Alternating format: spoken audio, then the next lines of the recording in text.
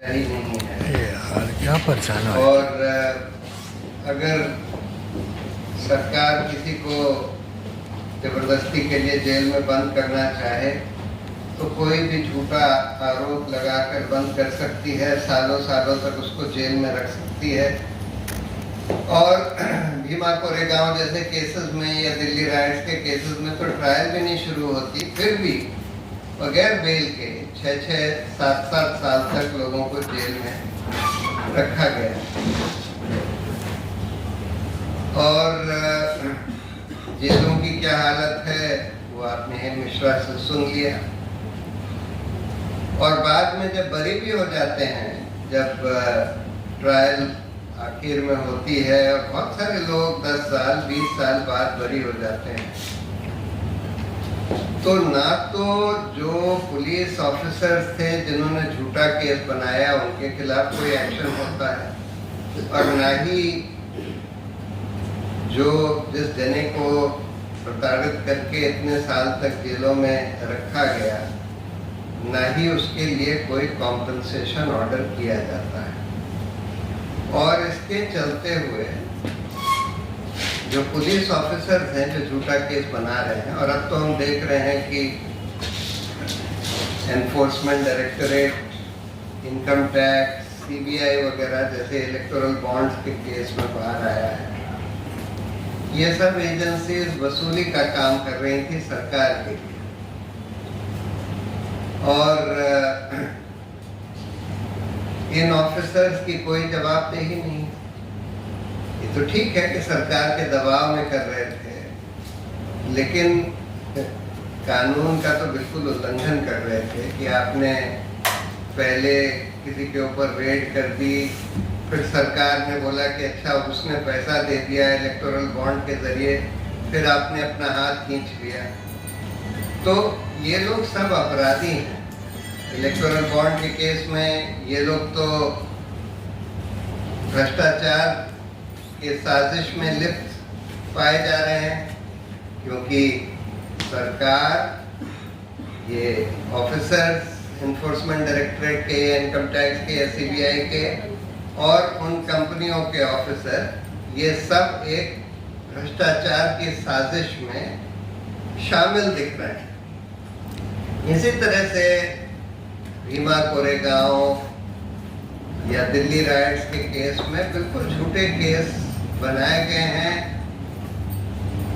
बाहर ये भी बात आ गई है कि जो एविडेंस उनके खिलाफ पुलिस पेश कर रही है कि उनका ईमेल में कुछ पाया गया, वो भी ईमेल प्लांटेड है पेगासस को यूज करके, लेकिन फिर भी मिल पाई। और उसका एक कारण ये है कि यूएपीए के दोनों कानून में, ये दोनों काले कानून हैं जिनमें बेल लेना तकरीबन असंभव होता है, क्योंकि उसमें बेल का प्रोविजन बिल्कुल उलट दिया गया है। नॉर्मल बेल का रूल ये कहता है कि बेल राइट है, जेल एक्सेप्शन है, और बेल तभी डिनाई करी जाएगी अगर 3 में से एक, कम से कम एक कारण प्रेजेंट हो। पहला तो ये कि अगर उसको बेल दी गई तो ये भाग जाएगा और ट्रायल नहीं फेस करेगा। दूसरा ये कि अगर बेल दी गई तो एविडेंस से छेड़छाड़ करेगा। तीसरा ये कि अगर बेल दी गई तो इसने बहुत एक घिनौना अपराध किया है और इसी तरह के अपराध रिपीट करेगा। अब इन सारे केसेस में इन तीनों आधार पर तो इन लोगों को, चाहे ये भीमा कोरेगांव के लोग हों, चाहे उमर खालिद जैसे लोग हों, इनको बेल नहीं डिनाई करी जा सकती। तो यूएपीए और पीएमएलए में बेल का कानून उलट दिया गया है, और उसमें ये कहा गया है कि अगर कोई भी प्राइमा फेसी केस किसी एक्यूज के खिलाफ है तो उसको बेल नहीं दी जाएगी। और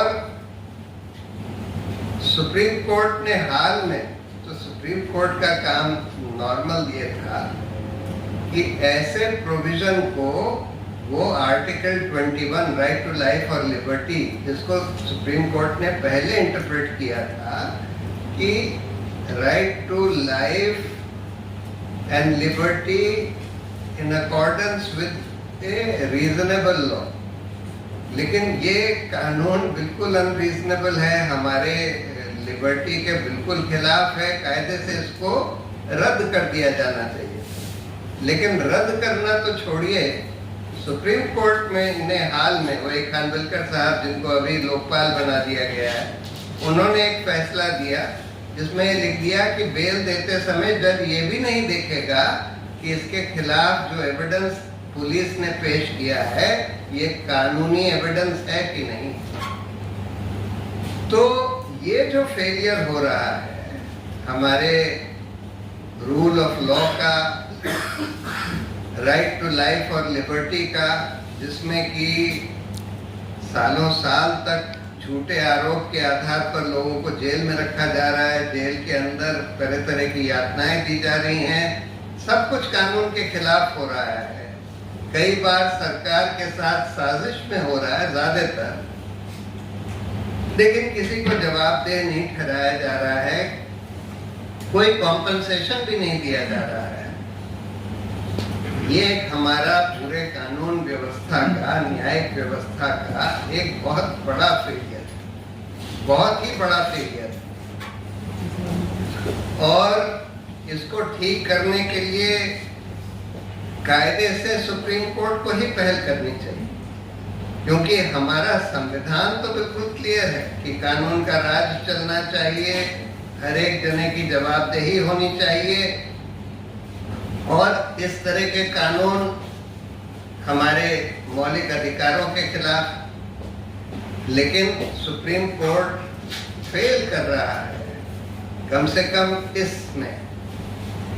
हाल में ये इलेक्टोरल बॉन्ड के मामले में उन्होंने जो खुलासा करवाया है ये बहुत अच्छी बात है, बहुत बड़ी बात है, लेकिन कायदे से आगे चलकर इसको फॉलो थ्रू करने की जरूरत है, क्योंकि इसमें अब जो खुलासे हो रहे हैं उससे ये बात निकल कर आ रही है। ये ईडी, आईटी, सीबीआई को वसूली के लिए इस्तेमाल किया जा रहा था सरकार के द्वारा, जो कि इससे साफ जाहिर है कि ये लोग भ्रष्ट आधार पर काम कर रहे थे। तो इनकी जवाबदेही तय होनी चाहिए, इनका सरकार का जो नियंत्रण है इन सारी इन्वेस्टिगेटिव एजेंसीज के ऊपर। पुलिस रिफॉर्म्स के बारे में सुप्रीम कोर्ट ने कई आदेश दिए, लेकिन वो अभी तक लागू नहीं करे गए।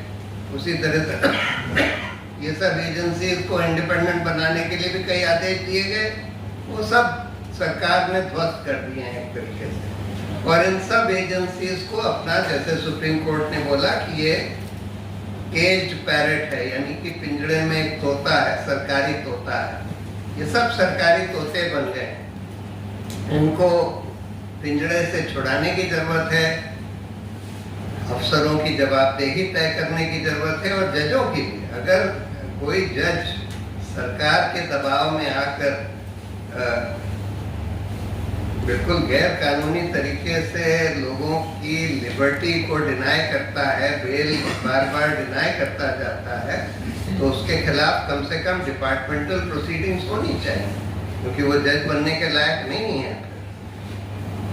तो ये सब चीज़ें हैं, बहुत गंभीर व्यवस्था है हमारे देश में इस समय। पूरी जो न्यायिक व्यवस्था है बहुत ही शर्मनाक व्यवस्था हो गई है, और इसको अगर हम लोगों ने आवाज़ नहीं उठाई इसके खिलाफ और न्यायिक सुधार का आंदोलन नहीं किया, तो ये चीज़ सुधरने नहीं वाली, क्योंकि ना तो सरकार इंटरेस्टेड है और ना ही हम देख रहे हैं कि ना ही न्यायालय इंटरेस्टेड है इस तरह के सुधार लाने में।